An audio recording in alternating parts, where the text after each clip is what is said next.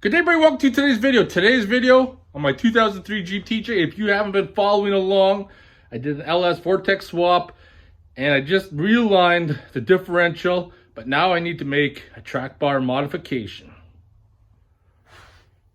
The problem is we got the COVID crisis going on. I'm not working. I don't have the money to go out and spend to get a new adjustable track bar.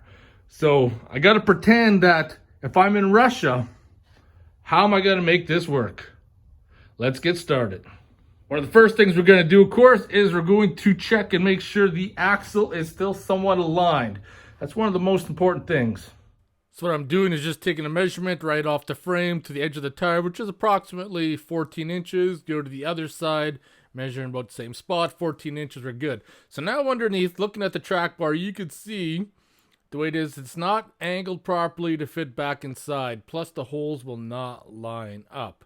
So this is where I got to cut it, modify it, weld it together to make it all fit. Putting the track bar up there, grab my grinder, cut one end of it off.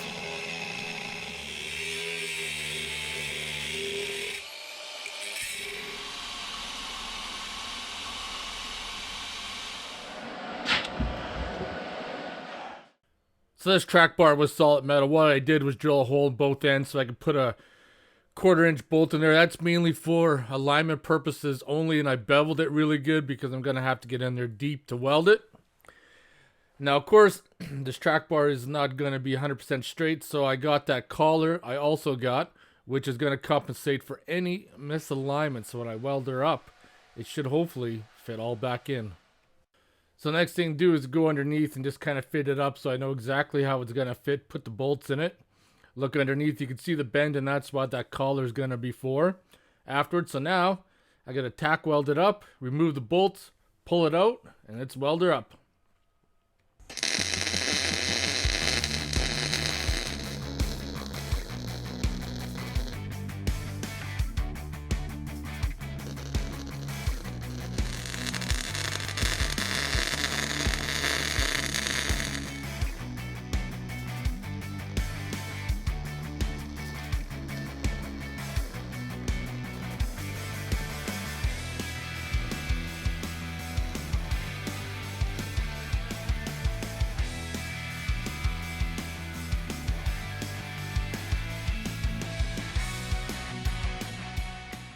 So there you have it all welded up. Put some black rust paint on her, so I should be good to go for a few months before it starts rusting.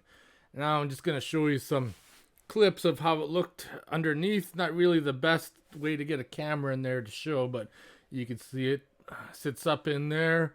No issues with clearance or anything. Everything seems to fit good, so I'm happy with that.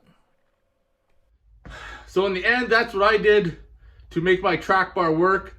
This is only a temporary fix. Once I build the Ford 8.8 and replace it, I'm going to have to get a proper track bar. I might even possibly build one that is adjustable. That'll probably be the most cheapest way because, you know, adjustable track bars in Canada are like $200-300. I got the tube bender, so I should be able to easily create my own and make it work. Anyways, I want to thank you guys for watching. If you have any questions or comments, post them below. I'll see you guys in the next video.